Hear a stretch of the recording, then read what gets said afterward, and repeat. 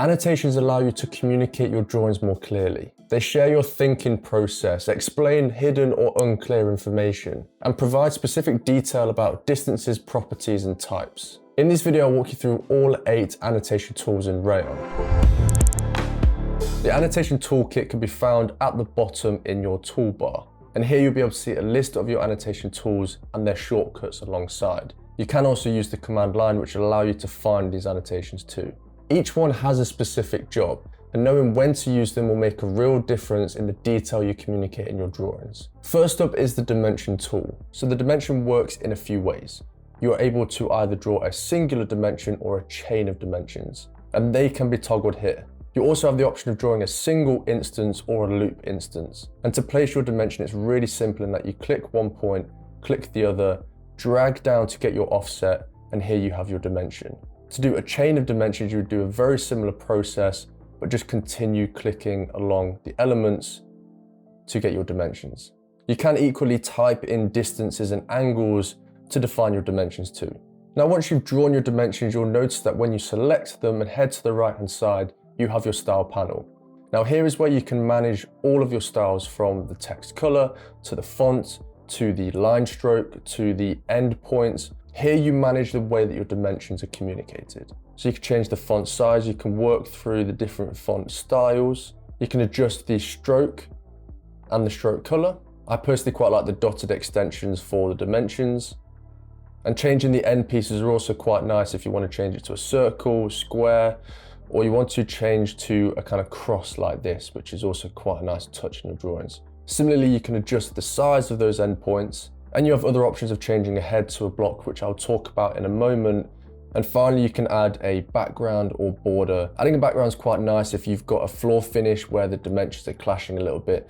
Adding that background is quite nice for all of your annotations to just make them pop and read a little bit more clearer. You can also edit what your dimensions are measuring after drawing them by just editing and pulling these toggles. And what's really important is to make sure that your dimensions are communicating the right unit and scale.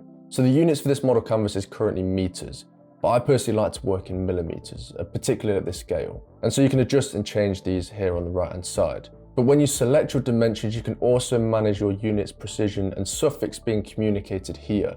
And you can adjust the precision, the decimal place. You can decide to remove the suffix if you want to. I personally quite like having it on to make it clear. And you can also customize the same for angles, which I'll show you in a minute. Now, once you're happy with how your dimensions look, you can now save this as a style. If you head to the right hand side, click the plus button, give that style a name. We're going to call it dimensions 1. The reason why this is great is when you draw your next dimension, you have the option of picking a style. And so you can assign that style that you've just created to that next dimension. In this case, you can either pick style, or you can actually find and navigate your style using these 4 dots. And because this is now a saved style, if you make any changes to that style, for example, change the text color, we could change the font, we could change some of the line strokes, and it will apply across all of those elements with that style assigned to it. There is a tutorial video going in much more detail about styles, so make sure you check that one out. Now, below styles, you also have properties. Here you can adjust the orientation. You can also adjust the offset. We can change this to 300, for example, and that just defines the offset from the wall. But you can also manually control this by dragging your dimensions up and down. You also have the option to transform. Now, this is particularly useful where you might have a smaller dimension where the text is clashing a little bit with your dimension lines. So what you can do is you can select that dimension, head to transform, and I'm going to pull the Y offset off by, let's say, 50 millimeters. And you'll see that that will just pull the text slightly away from those dimension lines, which just makes them breathe a little bit better. You can also adjust the scale of that dimension if you're working at 1:2 or 1:50. And the last thing to talk about with dimensions is that your dimensions will automatically link with geometry. And if you head to your preferences, you can make sure that this automation is turned on. And as a demonstration, I'm going to show you how, if you don't have a linked dimension, this is how you can link it. And to do this, head to your Add Link button, and all you're going to do is just make sure that you're going to reconnect that dimension to that geometry. And you'll see here now it says linked. So when you move any geometries, expand or contract any of your elements, you'll see that the dimensions will adjust and align with them. And the angular dimension tool works in a similar way. It measures and labels an angle between two lines. So we're just going to find a angled point. So we'll take this corner. And what you want to do is just follow the instructions below. So click your first point, click your second point, then draw your first and second point of your next line, and then that will give you an angle. Here you can then choose your acute or obtuse angle. You can change the offset once again, and you can also change your precision and suffix as you wish. And with a slightly more extreme angle, you could do exactly the same thing. You can edit that angle by pulling the toggle, and because it's linked to that left-hand side wall, as you make any changes, the angle will update. Next up is a leader. This is a line with an arrowhead pointing to a specific element with a text note at the end. This would typically be used in situations where you have material callouts, maybe construction notes, or any annotation that needs to point at something to explain it. So a leader is really simple to operate. All you'll need to do is select your end point and then select your second and then third point for your text. Here you can also define your distance that you want that leader from that particular element. You then want to type in your text. So we're going to do in this case a built-in bookshelf. And you can also edit that leader and change the end position or the anchor at any point.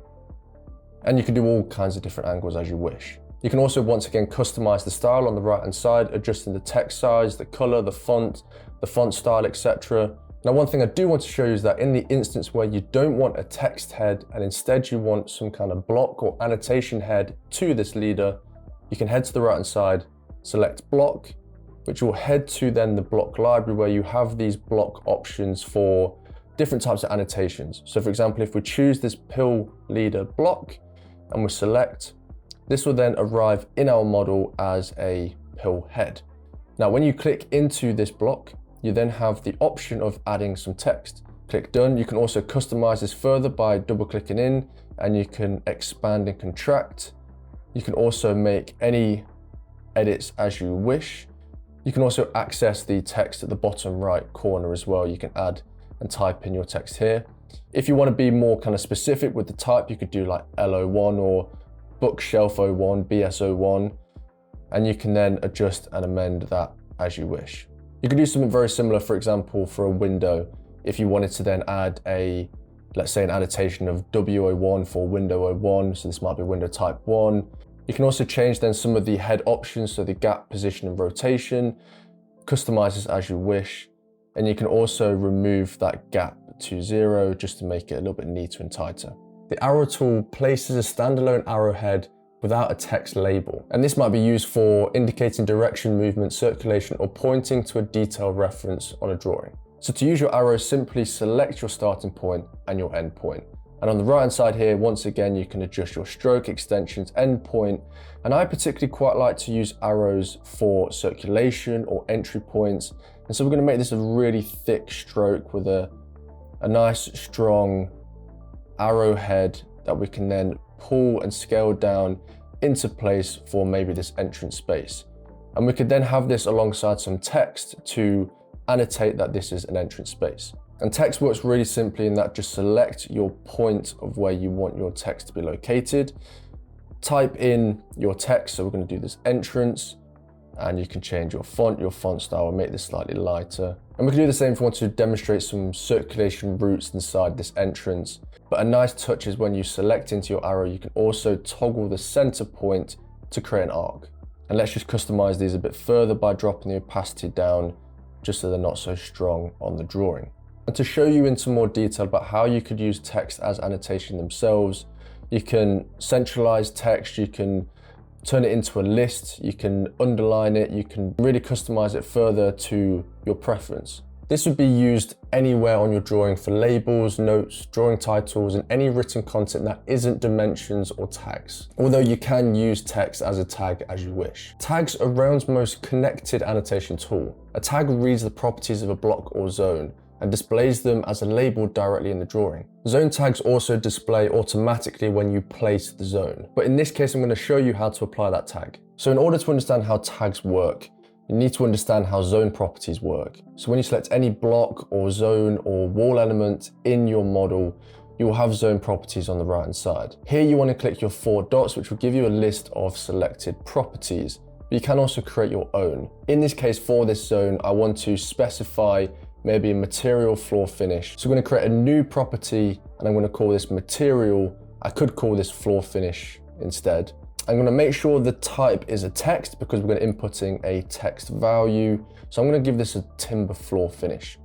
So now when you select that element, you have this kind of zone property assigned to it. Similarly, if you wanted to add a brand, we could say that then the supplier or manufacturer is B&Q, for example. So they are the ones supplying this timber finish. Now, when you add your tag, you'll notice here that you have this kind of option in the bottom right corner where you can add your variable. First, we're going to add, let's say, name. So we want the kind of name of our zone. We're going to then drop down and enter. We're going to then do a area. So that would define the area of this zone. And then we're going to change the, let's say, material. So then we can see the name, the area, and the material finish. Now what you'll see is, for example, if we change the name of that zone to, let's call it the living room, you'll see that it'll update. If you change the material in our zone properties, so let's say we change it to a vinyl floor finish, it will update. Likewise, if you then start moving any of your wall elements to change the size of that room, the zone will also update and the tag will with it. So this is really nice to keep that data and your tags aligned. Similarly, if we wanted to do this for the fireplace, we can add the name of this particular block. We could then maybe add the brand, which is going to be, let's call this Fire Factory. And you can also add a background, which is also, once again, quite nice if you've got annotations over the top of certain block elements. And you could do this throughout your entire floor plan. And of course, style these further to make sure they match the graphic style of your drawings. A revision cloud marks an area of a drawing that's been updated since the last issue. Revision clouds work with these two options. You can either draw a rectangle or you can draw a custom shape.